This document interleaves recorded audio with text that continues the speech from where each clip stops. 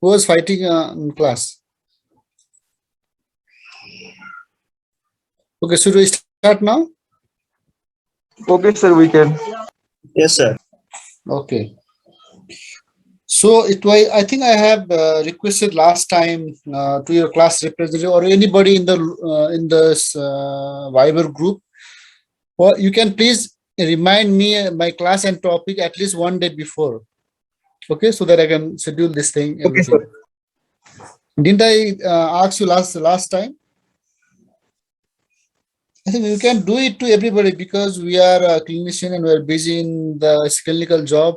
So we have to arrange it 1 or 2 days before. Is it okay? Can you do this?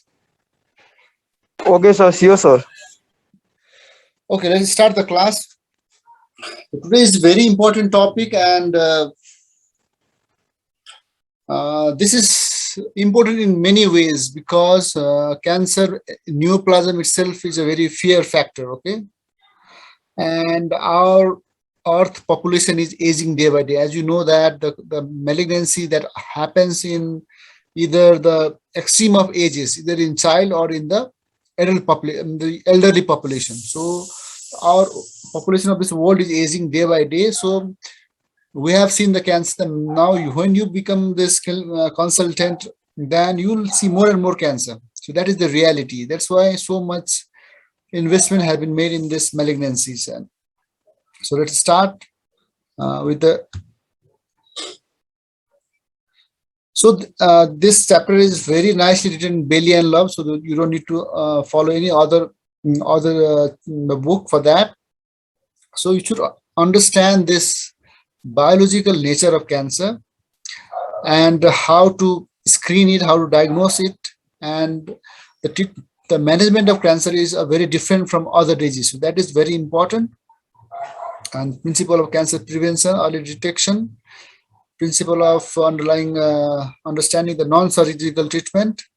So we have to do this, and along this down the line, we have to know the importance of multidisciplinary management of cancer, and what is palliative care, and what is end of life care, and principle of palliative care. So these are all very good terms, and we should understand this thoroughly. So let's define the cancer. So cancer, you all know it's derived from the Greek word, and that means the crab. Okay. So because of the shape of the cancer cell, so it has derived this name to refer to claw-like blood vessels extending over an advanced breast cancer. So this is the symbolic meaning. So you can what you can see here. What is because as a living person, our cell needs to divide. So this is the normal growth. Okay, this is the normal growth or normal cell division. And after reaching certain stage, the cells goes to the apoptosis or cell suicide. You have studied very nicely in the pathology. This is how the cell repairs our body or organ repairs themselves. But what happens in the cancer? There is exponential growth. Okay, sorry. Okay, there is exponential growth, and after that there is this mechanism of apoptosis is lost. Okay, cell has stopped its integrity and the shape has been changed, and after a certain stage there is exponential growth. That is how the growth of normal cell and the cancer cell differentiates. So it is all. That's why it is also called the psychopath of cells in our body. They have no respect for the right of other cells. They violate the democratic principle of normal cellular organizations. Very nicely written, this thing. So there are other things. Tumor, cancer is a different thing. You know, tumor means they can be a benign tumor or the malignant tumor. So cancer means always the malignant tumor. Okay. So that's why we are talking about this malignant things, because there are so many tumors that are benign, that are not that harmful.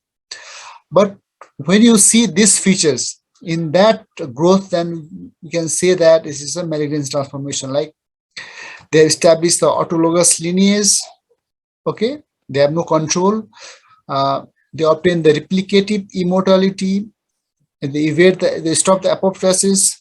They acquire the angiogenic competence, means to feed those cancer cells, they require the blood vessels. They have ability to invade any other part in the body. They can disseminate and implant. Evocation of inflammation means the inflammation will occur, and so there are all the things that can happen in the cancers when there is malignant transformation. So to other example, I have taught very repeatedly to the people. So there is something called carcinoma and the sarcoma. So they are different. So embryologically, our body is epidermis, mesodermis, and the endodermis. 3 tier of cells are there. So if there is malignant changes in epidermis or the endodermis, then we call it a carcinoma. For example, squamous cell carcinoma. So adenocarcinoma. But if the cancer cell arise from this middle layer, mesenchyme, then we call it a sarcoma. So it's very simple concept. I think you have to understand, all of you. It's very important. It's very basic. So we'll talk about the basic thing first. So there is cancer of the bone. So bone cancer is not carcinoma. It's a sarcoma. Sarcoma bulb. So muscle is also sarcoma. So these are muscle, blood vessels, lymphatic. These all are sarcomas. Okay. So I've already mentioned so how to differentiate carcinoma and sarcoma. Derived from epithelium. Always malignant. They are more common. This is another important thing. Carcinoma, they mostly spread by lymphatics. Okay. But the sarcoma, they spread by the blood. This is very distinguishing feature. They may have pre-malignant phases, means they won't directly come as a cancer. Usually, this is not the rule, but usually they present in the older patient. The sarcoma, they present in the younger patients. So this is very nicely shown diagram. So this is a very core concept you have to understand. So this is basically 2 different division, but there are other like leukemia means the cancer of the blood, lymphoma means cancer of the immune system, and there are central nervous system cancer also. So this chart is very important. So as a student, many people hate the chart, but the chart, they speak the concept of 1,000 words. So it's very important what the chart says. So suppose this is the cancer cell here. The cancer has started. So initial stage, there is very exponential growth. Look at this. The cells are growing exponentially with the time. But the time will come when there is saturation of that growth. So why this happens? Because no matter what cancer it is, they need to be fed well. So our body is exhausted if there is very huge number of cells. So after reaching certain time, there is no more growth of the cancer. So this is how it grows the cancer cells. So causes of cancer. This is very nicely mentioned in this first line. So this is the interplay between nature and the nurture. So whenever there is cancer, the genetic makeup of our body plays a very important role. So we cannot just ignore that. But on top of that, whatever activity we do, that is responsible for most of the cancer. So our lifestyle and our activity, how we eat, how we spend our days, where we work, all this has very much importance in causes of cancer. So this is the interplay, the relation between the nature and the nurture.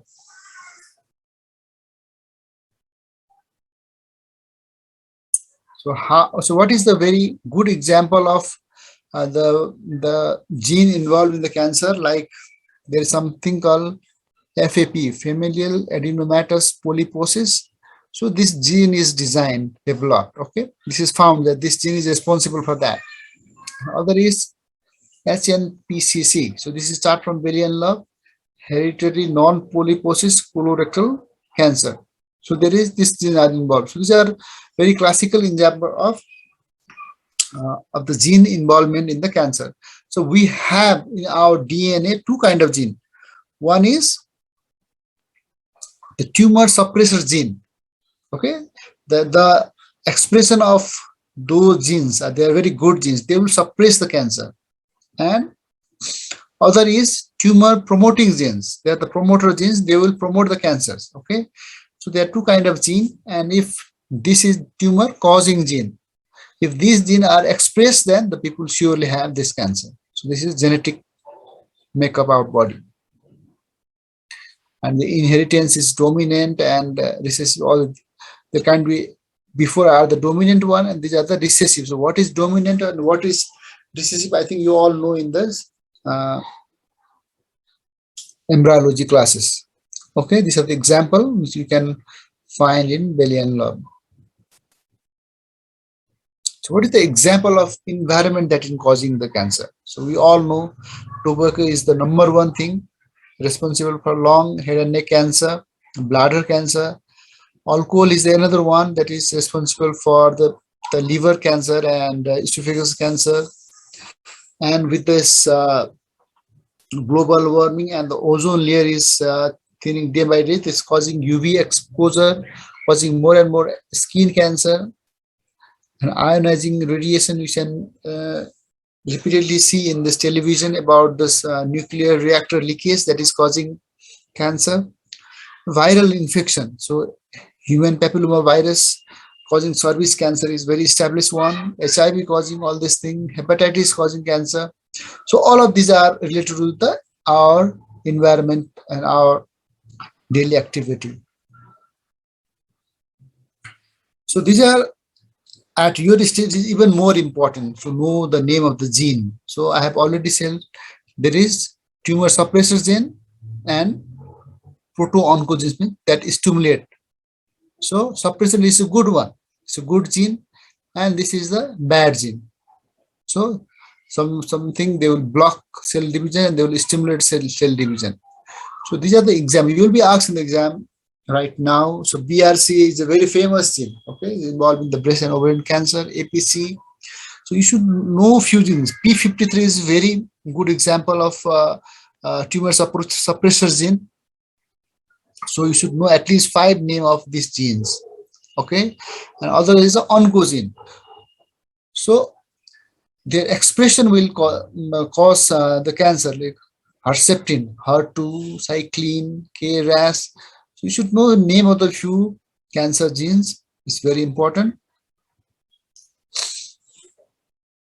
And prevention is always better, and prevention can be done by 2 ways. Like the bad activities, we have to, of course, stop those things. And the world of this medical field in the world is coming strongly with the gene therapy. So something is defect in the gene, and if you could correct that gene, then it's a wonder. So people are doing so many research on this thing, and this is the new thing in the cancer therapy. So whenever we talk about the cancer, and we always talk about the screening, so you should understand the concept of screening. So when you will say screening, then there is something we do it in asymptomatic population. Okay, that is very important. If it is symptomatic, then it's not a screening. So people coming in the hospital, so that is not a screening. Okay, they are the patient. So screening means we have to go to the general population and we have to find the hidden disease there. So screening is the very best way to treat the cancer very at early stage. So all the cancers, they are not screenable.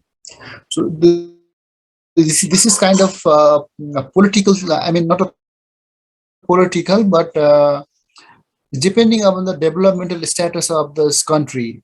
Okay, maybe the rich country, they will do screening tests in all the diseases, most of the diseases. But the least developed country like ours, we cannot do screening. It's a very expensive job. So to screen disease, the disease should be recognizable early. Okay, like we can do screening of CA cervix, just a pap smear. It's not that difficult, it is common. So the CA cervix is a very good example of screening. Similarly, the breast cancer, okay, treatment at the early stage is more effective than the late stage. So always true in the cancer. So it is sufficiently common. So that's what we call it the CA cervix. The test should be sensitive and specific. So you should understand what is sensitive and specific. Should be acceptable, safe, inexpensive. Okay, the program should educate facility for those with the positive test. So only screening, it won't do any job. You have to do provide the proper care also. So this is the thing which is very nicely mentioned in Boolean law. So what is the advantages of doing screening? If you look at this chart, so this is tumor A, the red one, and the pink one is tumor B. Okay, so this much of volume can be detected by screening.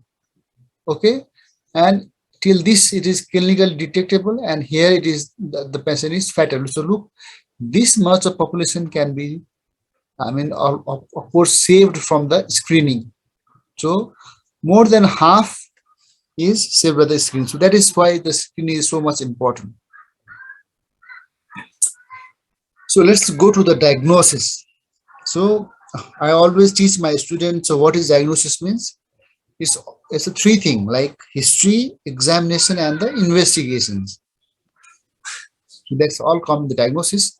So the patient will come, they have diagnosis before, they have done diagnostic laparoscopy, so they have diagnosed during surgery. Okay, so we are talking about the investigation thing. So the history and examination is other there. So till now, in most of the cancer, diagnosis 100% is by the tissue diagnosis till now, except few. In most of the case, we need to have tissue. So the oncologists, they famously say, no tissue, no issue. Okay, you should have tissue diagnosis. That is done by biopsy and FNAC. So mind you, so many MRIs and CT scan are there. So they are not 100%. Okay. After that, so you can do diagnostic imaging like CT scan or MRI. You can do blood test to identify cancer. You can do endoscopy, so many tests. And so sometimes do diagnostic laparoscopy means you put the scope in the abdomen and we take biopsy from there. So these all are the ways by which we can do diagnosis. So another important thing I teach every day, and ask the student they understand or not. So there are two things you should understand from this class. So what is staging and what is grading of the cancer? So they are very simple thing, very good concept.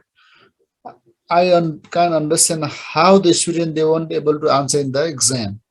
So grading means we look at the cancer cell. So this is not a normal cell, it's almost close to the normal cell, means their arrangement is symmetrical, they look alike, the two cells. With the increase in grade, they are dispersed. So their arrangement is not symmetrical. But grade 3, they even don't look alike. So this grade 3 is not good, it's very bad. If you take the biopsy and you in the pathology say that it's a grade 3, then it's not good. It has a bad prognosis. Okay. So there are some other something exception, or there is always exception in science, like in prostate cancer. We don't use this kind of grading, but at your level, you understand there are 3 grades. So grade 1, grade 2, grade 3. Grade 1 is well differentiated. This is moderately differentiated, and this is poorly differentiated. So grade 3 is bad one. So at this slide says grade stage is not equal to grade. So stage and grading are two different things. Then what is staging? So as a lay person also, the patient will ask you, I think even before exposure to this medical field, the patient will say, I am in the terminal stage, I am in stage 1, 2, 3, 4. Okay, there's so many things. So there are 4 stages. And staging also, look, it's not the randomly made staging. Okay, so in this world there are so many organizations, and they will do scientific research and they will stage the disease. So there is something called TNM. T means tumor, N means node, and the M is status of metastasis. On that basis, you can stage This is one of the staging. It doesn't mean there are so many other staging system also. So what that system says that, so stage 0 is very early stage, also known as carcinoma in situ. Stage 1 means it's localized to that area only. Like if it is a CA colon, then it is only localized to this area only. Early stage means it has reached surroundings. Okay. And stage 3 means locally advanced, means it's coming out of this thing. Okay, depending upon the size and which layer of this organ it has involved. So it is stage. And stage 4 means if any disease that is metastasized, for example, in this colon, if it is very small tumor here, maybe 1 centimeter, but if the disease has reached to this liver, then this is stage 4. But there is one tumor that is stage 1, that is 5 centimeter, man. Even then it is stage 1. So this how, and definitely the stage 4 is the worst one. So UICC, International Union Against Cancer, so that designed the TNM system of staging, okay, which I have just mentioned there. So this is almost similar with American Cancer Society. So how they work, like tumor, depending upon tumor size and level of the penetration in that organ. Like think example the colon, then colon has mucosa, submucosa, muscle, and the serosal layer. So how much depth it had penetrated, the T system report on that. And the lymph nodes, how much lymph node are involved. So that is marked by the M, and M means their metastasis to lung, liver, bone, or any other part of the body.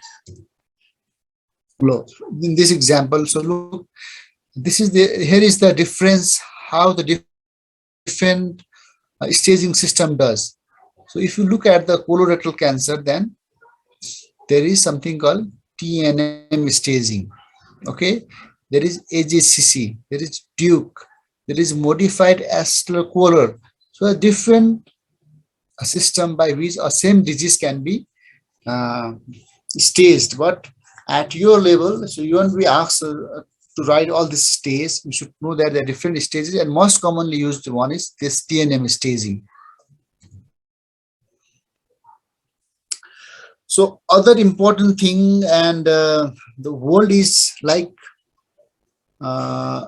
maybe you know that in Nepal you can know the name of the very famous surgeon or physician.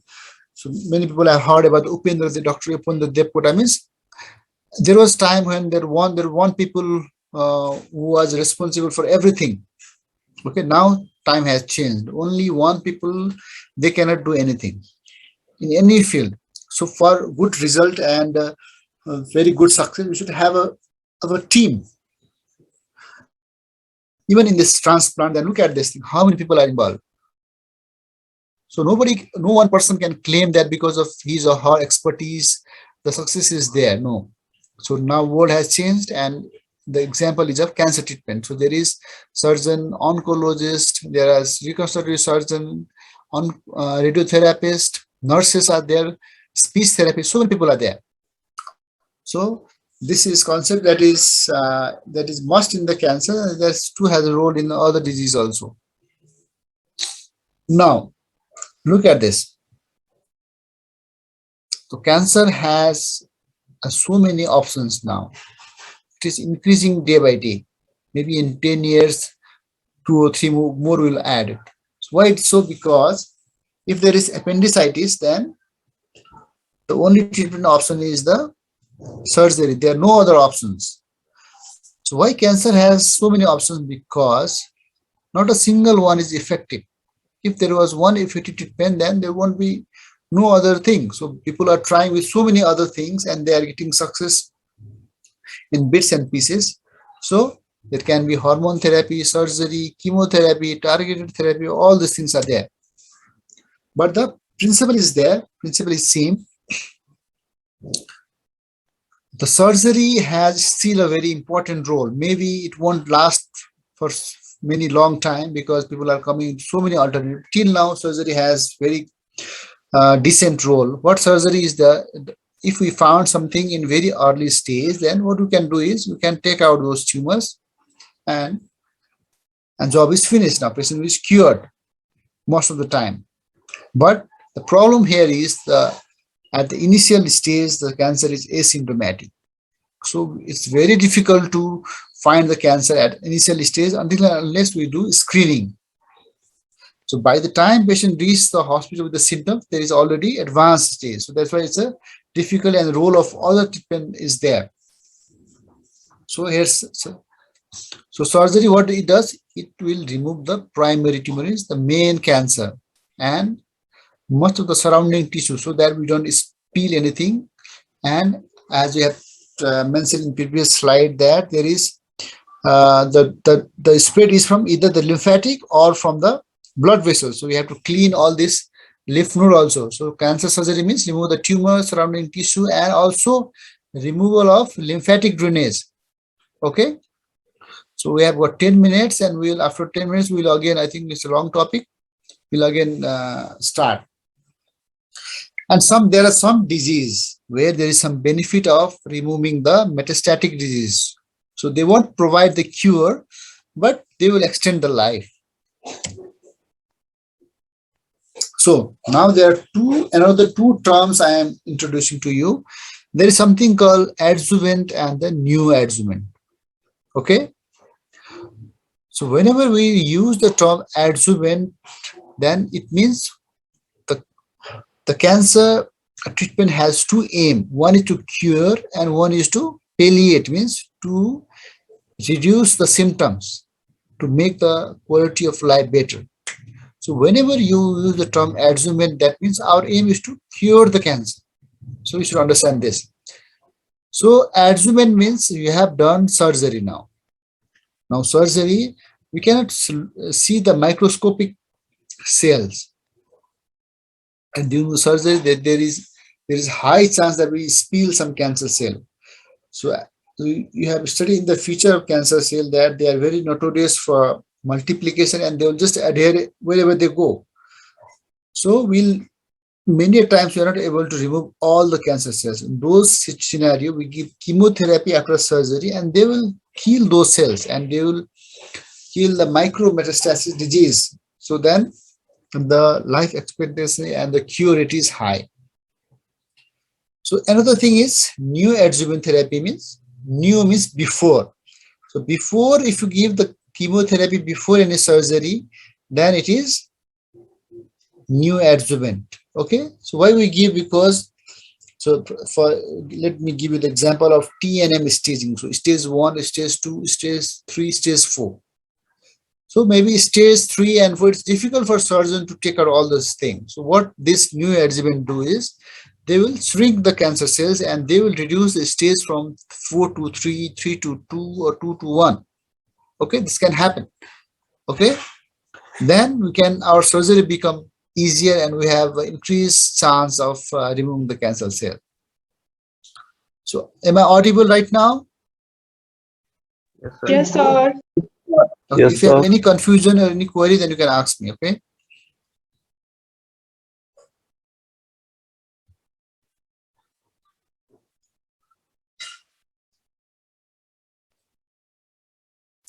So in that slide, we have learned so many modalities of treatment.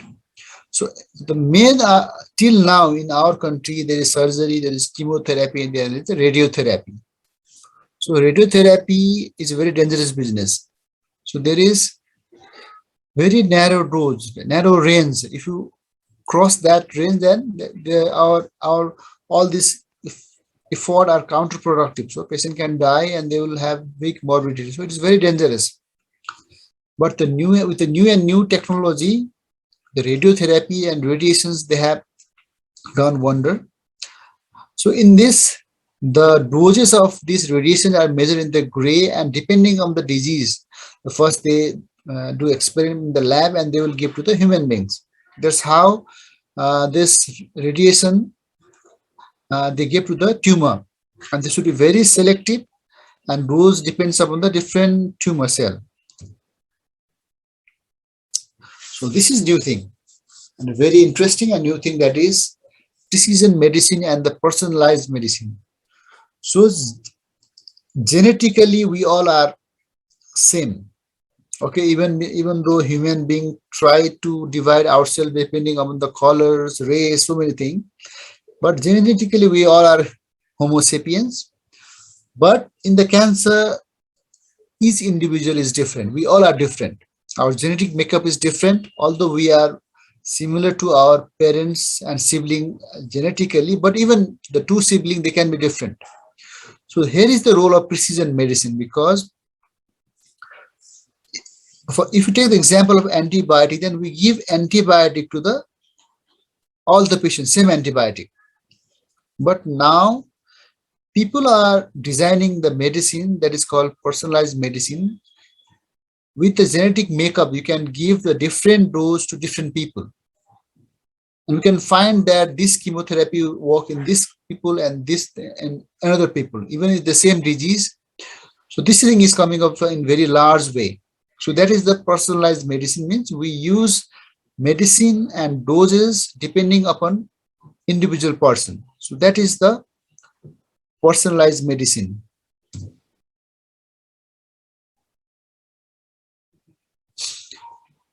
So there is, in non-surgical management, there is some general strategies for all the thing, is that the physical removal of all the disease. So whatever we see, we all remove all that one. And you can combine radiotherapy, chemotherapy, individually, or the combination of the both thing. Okay, chemotherapy, I already mentioned, used to lower the risk of recurrence of the primary treatment with surgery, so-called adjuvant therapy. So chemotherapy and radiotherapy, in most of the cancer cells, they are not used individually, but they are used as the adjunct treatment to the surgery one. So that is the strategy, is first remove the disease, and you have to complement with that process with the chemotherapy and the radiotherapy to remove the remaining one. So if you look at this chart from Bailey and Love, what surgery do? They will remove the tumor. Okay, they can remove the tumor. That is the best thing surgeon can do. And where this dotted line, in some diseases, they can remove the nodes. Why? Because lymphatic is the path through which the cancer spreads. So what radiotherapy? You can fire everywhere, the tumor, the node, and the metastatic part. Chemotherapy you can give everywhere, because you give chemotherapy in the blood, and blood reaches every part of the body. So this has a radiotherapy as very two solid, and this is good thing. And metastatic, sometimes you can give radiotherapy with the metastasis also. This is the core concept of the therapy.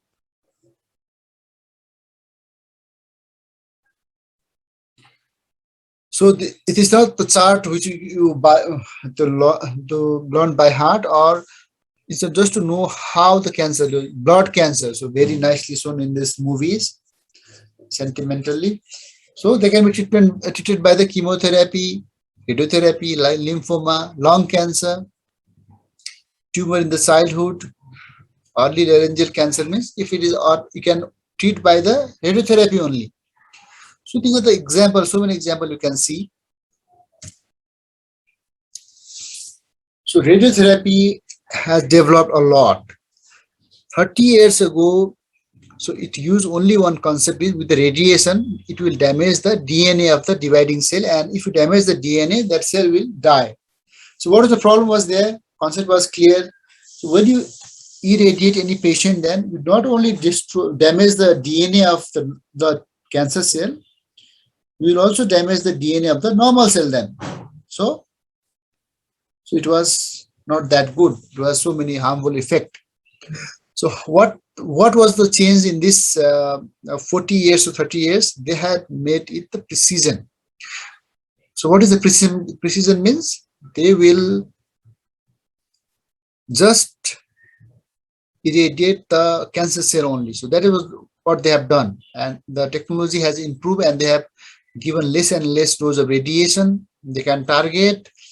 So that was there. So there are so many things. There are two words you should know, two or three: IMRT, IGRT, and SABR. So what this technology do is only about the precision.